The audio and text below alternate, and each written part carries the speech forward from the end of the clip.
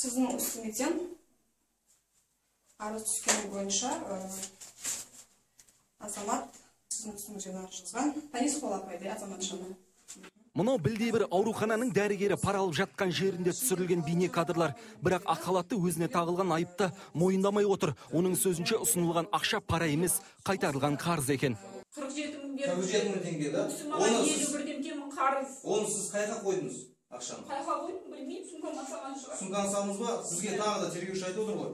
Өз еркіңізбен беретін болсаңыз, өз еркіңізбен. Сізге заң жүзінде сізге жеңілдік болады, дұрыс па? Сол біз ақтармай, сіздің сумкаңызды, кабинетіңізді, мұны қалыстар қатысып тұр, тергеуші қатысып тұр. Ары қарай не болады? Ары қарай тергеуші ары қарай түсіндіріп айтады. 40 жасар Шымкент қаласындағы медициналық мекеменің бас дәрігері тағылған кінәмен келіспесе де, заң бойынша жауапқа тартылатын болды. Ұйымдасқан қылмысқа қарсы күрес басқармасының мамандары оның расында да бармақ басты, көз қысты әрекетіне барғандығын дәлелдеп берді. Осы күдікті азаматшаға байланысты Қазақстан Республикасының қылмыстық кодексін 181 бабы бойынша ол бопсалау қылмыс іс қозғалып, тергеу амалдары жалғасуда. Дәрігер өз қызметкерлеріне берілуі тиіс сыйақының белгілі бір пайызын қол астындағыларды қорқыту арқылы бас пайдасына шешіп отырған.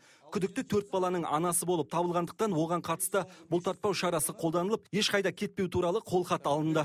Қанат Байысов, Әділ Самаликов, ТВК телеарнасының жаңалықтар қызметі.